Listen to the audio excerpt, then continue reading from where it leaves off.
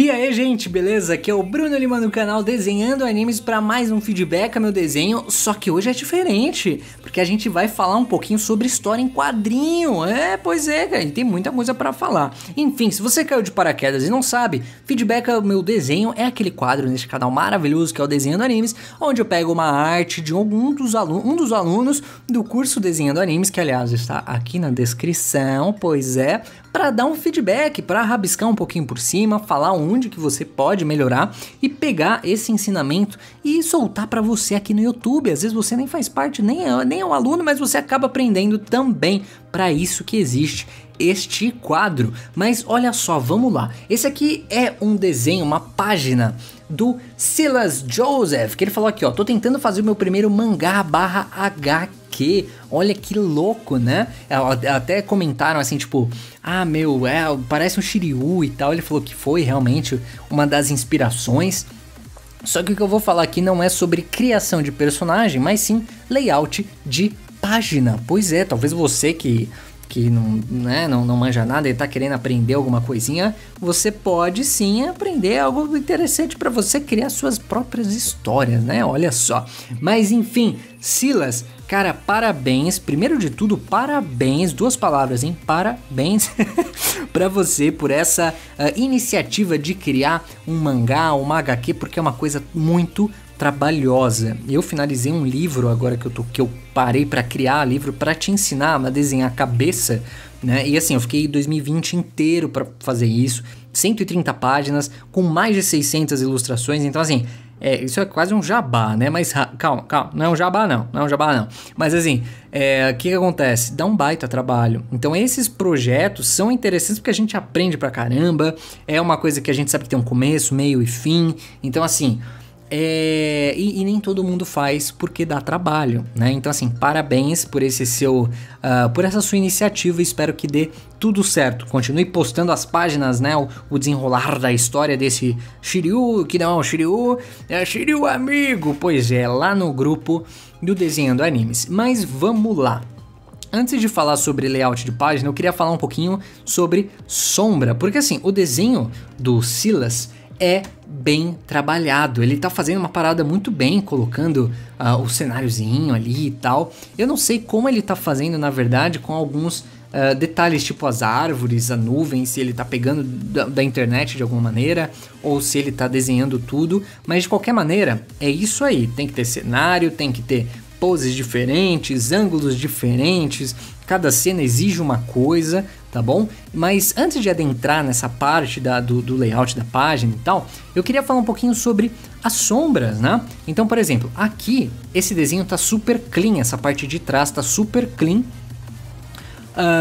só que já aqui a gente tem alguns outros detalhes. Tem coisas aqui que não estão fazendo tanto sentido assim. Por exemplo, vamos pegar esse tanquinho do nosso amigo aqui, ó, colocar mais ou menos aqui do lado, aqui, tá. O que acontece?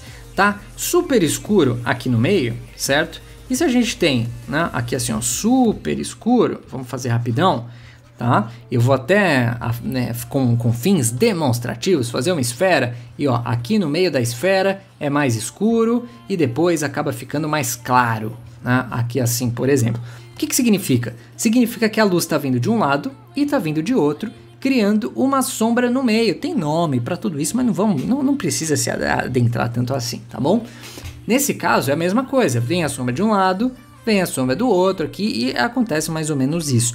Porém, quando você coloca a luz na cena, você precisa seguir essa mesma luz no restante do desenho, tá? Então assim, aqui a gente vê o primeiro exemplo de luz que você colocou, né? Então vamos colocar primeiro. Agora vamos ver essa parte do peitoral do personagem. O que acontece? A gente tem aqui, só que o centro tá claro. E na verdade o que acontece? As bordas estão mais escuras.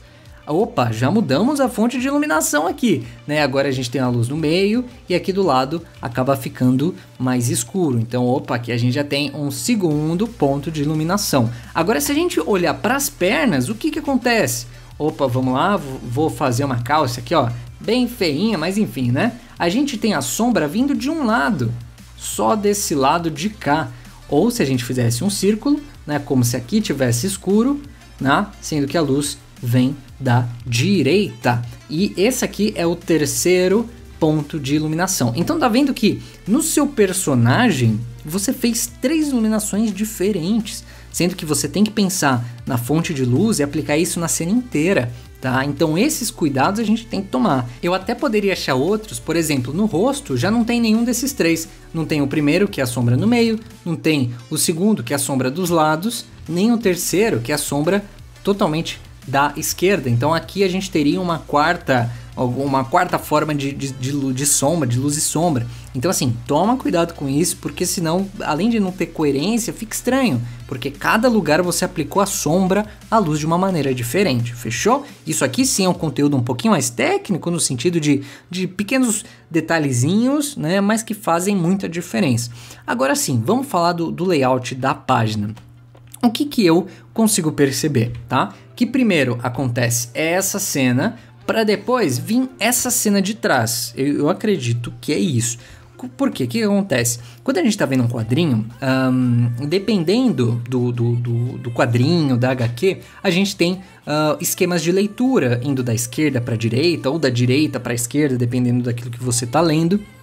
Então, por exemplo, num quadrinho americano, um comics, a gente lê da mesma maneira que a gente escreve, né? Da esquerda para direita. O que está na frente, sempre a gente vai ter na nossa mente como primeiro. Então primeiro eu vejo isso porque está na frente e depois eu vou ver isso porque está atrás. E até aqui eu acredito que é isso mesmo a sua cena. Você fez isso, né? Primeiro acontece é isso aqui, depois ele, opa, alguma coisa aconteceu aqui e vamos olhar para trás, né? Só que o que acontece? A gente tem que pensar numa balança. Agora o negócio começa a ficar mais técnico, né? Vamos pensar numa balança aqui assim, que pode pender para os dois lados, né? E essa balança é o quê? É o peso da coisa. Então a gente pode ter um bloquinho aqui e 3 bloquinhos aqui. Sendo que isso aqui nada mais, nada menos é do que uma analogia para o que vai chamar mais atenção. O que chama mais atenção vai estar em primeiro, o que chama menos atenção vai estar em segundo, mas em relação ao tamanho do seu quadro, né? Olha que doido. Então assim, esse quadro, por mais que esteja na frente, né, ele tá pequenininho. Depois acontece isso daqui e não funciona tão bem assim. Olha que doido, né? Sem contar que esse quadro de trás, por mais que esteja bem desenhado e tal, o que acontece? A gente não consegue ver muito bem o personagem. Parece que você fez primeiro essa cena, depois você fez essa cena aqui e colocou essa por cima, tomando essas decisões num segundo momento. Sendo que você tem que pensar isso desde do RAF da coisa, né? Eu não sei se você fez um storyboard, como é que você pensou para fazer o personagem, olhando para trás e tudo mais. Ou você tomou essas decisões na hora que você estava fazendo o layout. Isso aqui tem que ser pensado desde o começo, tá bom? Como é que a gente pode melhorar isso daqui? A gente poderia, primeiro de tudo, aumentar o tamanho da primeira cena, vai dar mais peso, que nem nesse exemplo. A gente já vai saber que esse aqui é o primeiro, sem pensar 2 vezes. Diminuir o tamanho da segunda e alterar o posicionamento. Pois é. Então vamos ver como é que a gente pode fazer isso. Eu vou dar um Photoshopzão muito louco aqui, mas enfim, é o que tem. É o que dá pra fazer, né? Então vamos lá. Eu vou pegar esse quadro aqui e vou pegar esse outro quadro aqui, só que eu não consigo, né? Tem partes aqui que eu não vou conseguir pegar, obviamente, né? Então, por exemplo, vou só completar rapidinho aqui, só para não ficar estranho. Vamos completar bonitinho. Aqui assim também, e delimitar o quadrado, né? Aqui assim, ó, beleza, com bastante risquinho. Que beleza acontecendo aqui, tá? Alguma coisa aconteceu. O que será que esse cara viu, né? Beleza, olha só, como é que a gente pode melhorar isso então? A gente poderia pegar o tamanho da página, aumentar isso daqui, né? Dessa forma. E esse segundo quadro, opa, tá vazado, né? Eu esqueci que não tem branco ali no fundo, mas enfim. Esse segundo quadro a gente poderia colocar talvez mais aqui pro lado e cortar ele, né? Então olha só, eu vou só pintar aqui de branco, para não dificultar a nossa vida, né? Aqui assim, beleza. E o que eu vou fazer? Eu poderia simplesmente cortar ele desta... Opa, camada errada. Aqui, ó. Dessa maneira. E eu pintei na camada errada. Ô, Bruno, você faz tudo errado, cara. Eu pintei de branco ali na camada errada. Ah, não. Vamos lá de novo. Pintar de branco na camada certa agora. Aí fica difícil, hein, seu Bruno? Acontece, né? Quem nunca pintou um negócio na camada errada? Pois é. Então, por exemplo, eu corto aqui também, né? E por mais que esse segundo quadro esteja na frente, como ele tá menor, né?